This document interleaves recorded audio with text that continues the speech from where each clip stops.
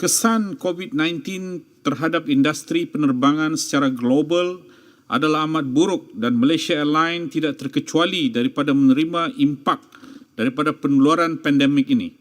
Malaysia Airlines Berhad kini beroperasi hanya dengan kira-kira 75% daripada pesawat yang tidak dapat diterbangkan akibat sekatan perjalanan dan turut menyaksikan kapasiti dan pendapatannya adalah terjejas.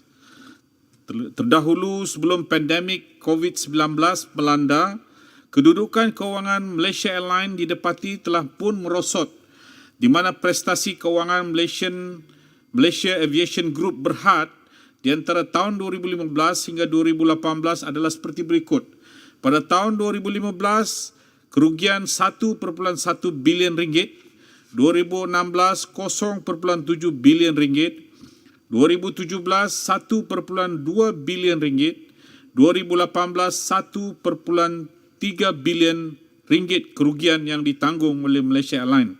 Setakat 31 Ogos 2020, jumlah kecairan yang dimiliki oleh kumpulan Malaysia Airlines Group Berhad adalah kira-kira 366 juta ringgit selain kira-kira 578 juta ringgit yang tersedia untuk digunakan daripada dana yang diperuntukkan oleh khazanah.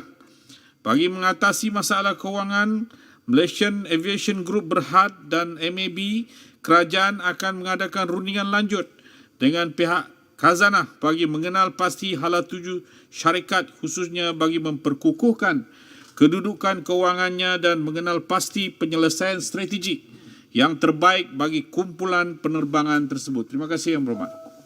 Soalan tambahan.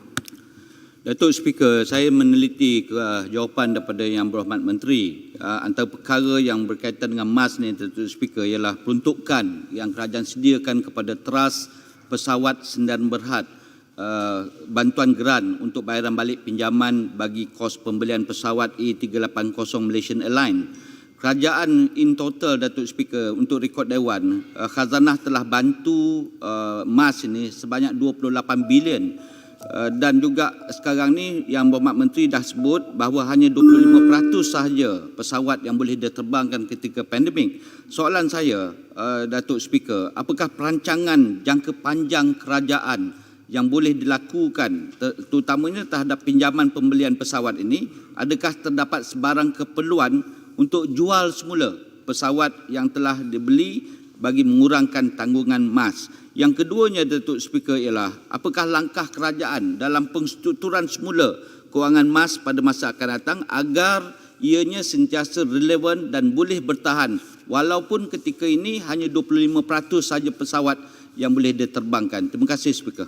Sila Timbalan Menteri. Terima kasih Yang Berhormat Yang Berhormat Jelebu. Terima kasih Tuan Yang di-Pertua. Untuk makluman Yang Berhormat, seperti mana Yang Berhormat sedia maklum bahawa kerajaan telah pun, khususnya khazanah telah pun membelanjakan 28 bilion bagi menanggung Malaysian Airlines ini. Dalam apabila pandemik ini telah berlaku, maka Malaysian Airlines hanya beroperate sekitar 25% sahaja daripada kapasitinya. Oleh sebab itu, sudah tentulah kita berhadapan dengan permasalahan khususnya untuk membayar leasing kepada penanggung-penanggung khususnya syarikat-syarikat leasing. Dan kerajaan telah pun mengambil langkah untuk menjalankan perbincangan untuk memastikan berlakunya restructuring exercise terhadap hutang-hutang pajakan atau leasing yang telah dibuat oleh Malaysia Airlines. Dan nampaknya memang ada progres-progres tertentu yang telah kita dapat lihat dan ini akan dimuktamadkan perundingannya pada 31 Disember tahun 2020.